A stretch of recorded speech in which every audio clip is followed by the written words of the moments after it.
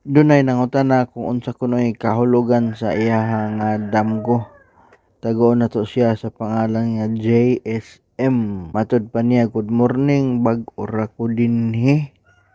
Kay mangutana ko og unsay meaning anang damgo ko nga nakigtagay kuno ko ni kamatayan. Unya among gitagay tanduway ug nauna siya kahubog kaysa sa akoa. Salamat.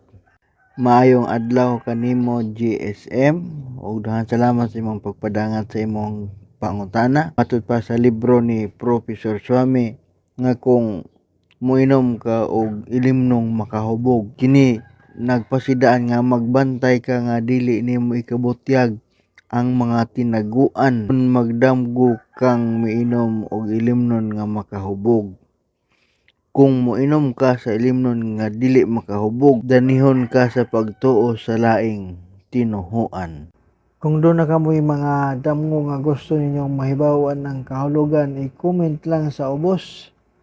Kung wala pa ka makafollow, basin og di na ta magkita. Amping kanunay.